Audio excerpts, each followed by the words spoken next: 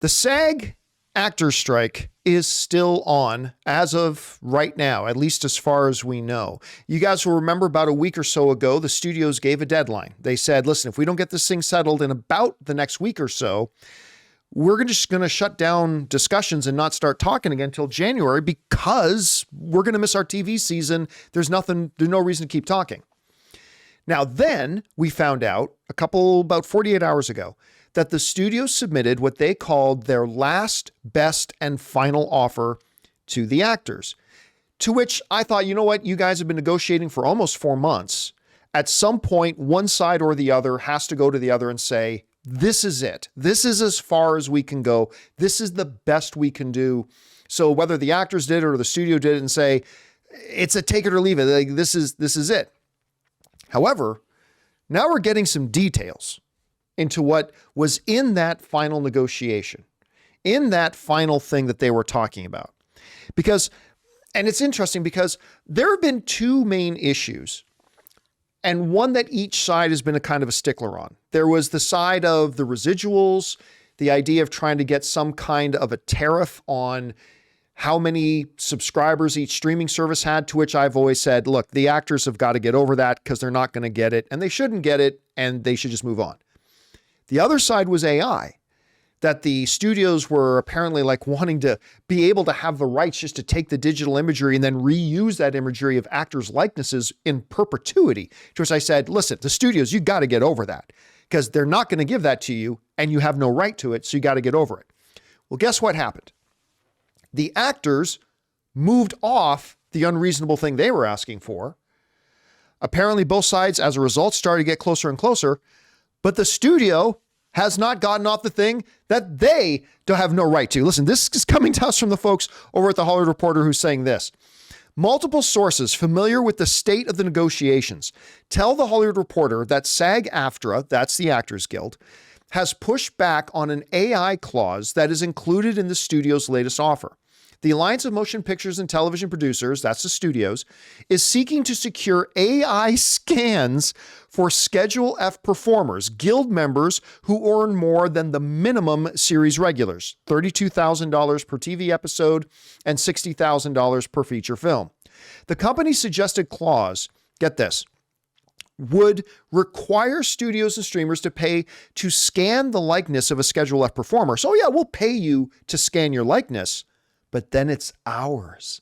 Then it belongs to us. SAG-AFTRA is seeking to attach a compensation for the reuse of AI scans, as the studio's member companies would also need to secure consent from the performer.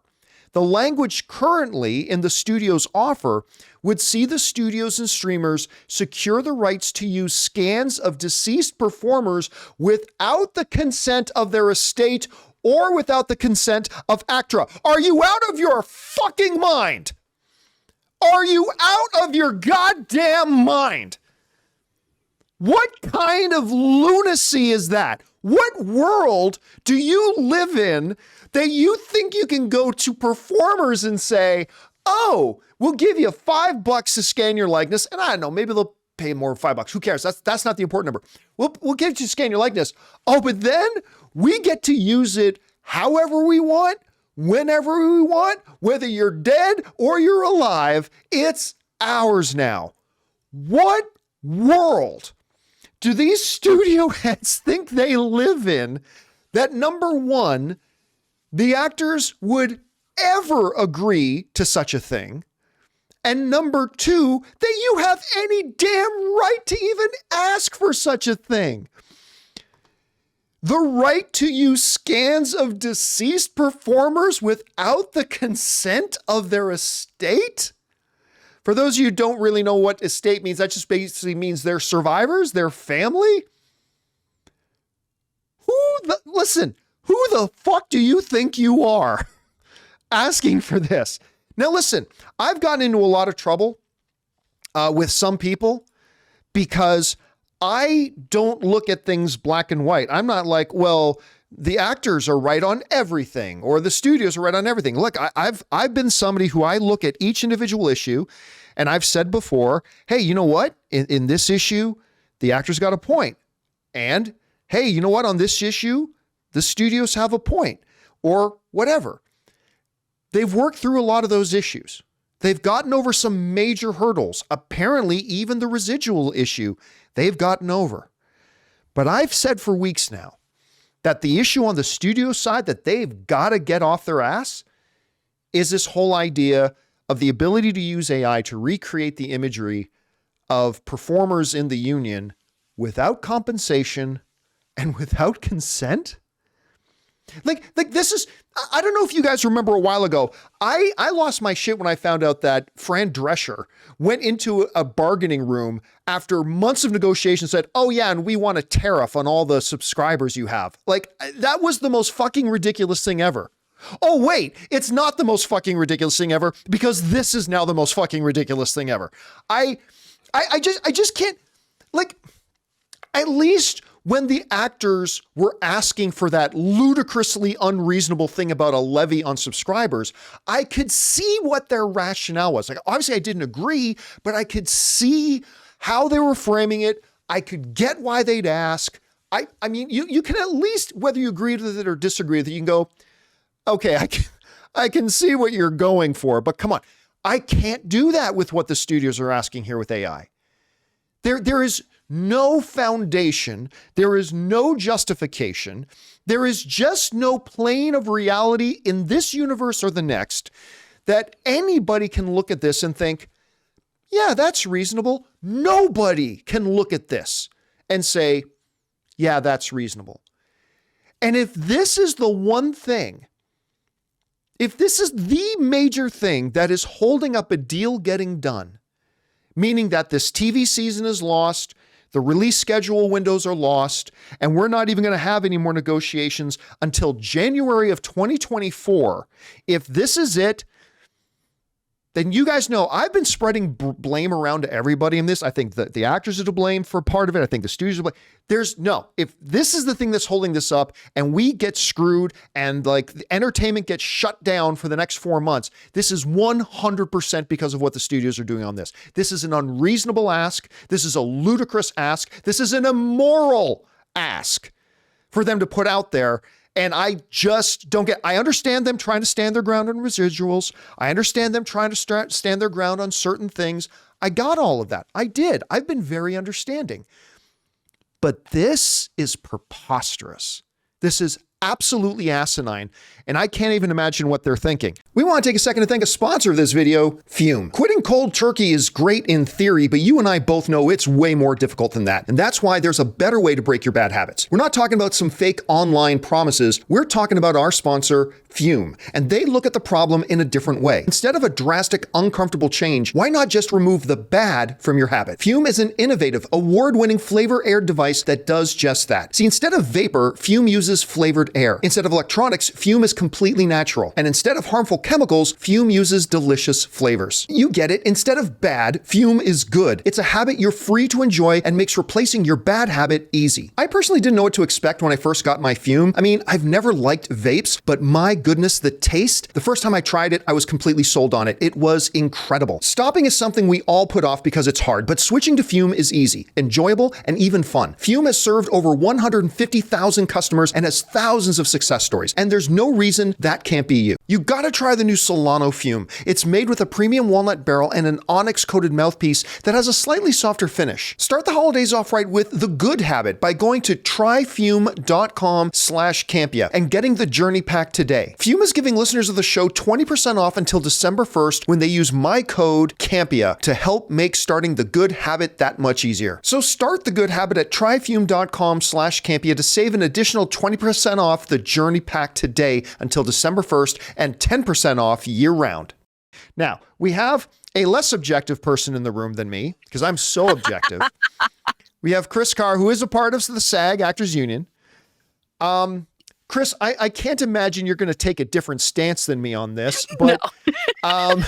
You've read the reports, you've talked to your fellow actors. It seems from everything we're seeing that this is now, that they've worked through almost all the major hurdles. From what I understand, there's still some other details to work out, but this is the thing right now that's holding everything up. I don't know. What's your take on this? John, you and I have not seen eye to eye on a lot of this. And it's because, I have a vested interest in things and you have a different perspective on it. And I'm so happy to hear us agree on this issue because it is absolutely bonkers. And I got to be honest, I have been so frustrated with people DMing me or commenting on how I don't understand what AI is meant to do in these contracts. Please, folks, clip this out, share it, let people know, share the articles talking about this. This is what we're talking about with the AI usage, that we have no control over what is used of us after we're dead. Are you insane? A literal corpse has more bodily autonomy than an actor right now. And I just got to say, we shouldn't have to explain consent over and over again like this. It's bananas to me. And this is a just downright necrophilic contract. It's insane to me. One, you shouldn't have to sell off your voice, likeness, face, etc. in perpetuity. Newbie actors out there, you should never do that because one, it excludes you from doing other jobs, and two, that they're a sea witch. They own you forever. You should have a say in what your voice is used for, what your face is used for, what your body is used for. These are very basic concepts. Please think of your own face, body, likeness. Do you want it used however somebody else sees fit without your consent? Probably not. Probably not. Maybe some of you are into that. That's weird. No shame, but I don't understand that. This is a big, big deal. And let me assure you too, folks, so many of you who watch this show want to be in the movie industry in one way or another, right? When the studios remove human components, do you think you have a job? If they get rid of actors, do you think there are going to be the wonderful members of IATSE? Do you think we're going to have all these other careers, writers, makeup artists, greensmen, anything? No. This affects everyone because if they want to get rid of the people, they want to get rid of all the people. And I keep thinking back to the writer's strike portion of this, of people saying, I kind of don't want to watch a movie that a human couldn't be bothered to write. I don't want to watch that story. I don't know if I want to watch stories that a human couldn't be bothered to act in. I'm just so floored and over this entire situation. And truly, it is the greed of the studios right now. You can feel however you want about residuals or some of the other demands here. This one is absolutely fucking ludicrous. And to think that it's okay to give somebody just carte blanche of what to do with you is wild. You and I are not on the same team if you disagree on this. Yeah, again, there have been a lot of issues on the table. Some I've agreed with the studios on a couple of the issues. I've agreed with the actors on many of them. But this one, there's no gray area. There's absolutely no gray area. Now, one of our viewers in the live chat is asking a question that I think a lot of people probably ask. It's like, well, I don't get it. Why don't the studios then just use non-union actors? There's three reasons for that. And Kris, feel free to add a fourth. Sure. Number one, you're getting subpar talent. Number two, the other unions are not going to look fondly at that. There's going to be a lot of other union workers that will refuse to work on any project that is using non-union actors, including a lot of directors and stuff like that. But number three, anybody who wants to be an actor, they want to be in the union at some point. And if you act in a movie that is a struck property, then you will never get into the union. The union will never let you in. So there's a lot of different reasons. Kris, I don't know if you would have anything to add to that. My only caveat on that is, we all start out as non-union actors. And so there is amazing non-union talent out there. What worries me, because again, this is a working class issue, is that you will be taken advantage of. You get taken advantage of in such ridiculous ways. And it's the same thing I think about with all workers. You're entitled to breaks. You're entitled to lunch breaks. You're entitled to having water. You're entitled to having food when you're working an 18-hour day. You're entitled to being paid properly. you're entitled to having your voice used correctly. And sorry, I'm going to keep using voice and things like that because that's mostly my purview, right? I don't do a lot of on camera. And let's call a spade about that too, because I've been very lucky during this strike as somebody who mostly does, industrial voiceovers and video games and things like that. But that's my big concern is if you are somebody who wants to be an actor or is an actor and you just start agreeing to all of these things, you are going to just be taken so advantage of, and that breaks my heart. Yeah, so they're coming down to the deadline now about, it's probably the next 24 hours that they've got to get a deal done or this whole thing is going to be sidetracked until January. And if it does at this point, it will be completely the studio's fault at this point. This is a ridiculous demand they're asking for, and they got to let it go. They just got to let it go. And otherwise, and because I'll tell you what, I don't think it's not just a matter of, I understand why the actors don't want to budge on this. I 100% believe the actors cannot budge on this. It's not that I'd understand if they can't. I mean, they can't. You absolutely cannot give in on this. And I don't know what the fuck the studios are thinking on this level. Hey guys, thanks so much for watching this video. Make sure you like the video, leave a comment, and subscribe to our channel. And don't forget, we have a daily podcast called the John Campea Show podcast, available on Apple Podcasts, Spotify, or your favorite podcasting app of choice. Go and subscribe to it today so it'll be there when you need it.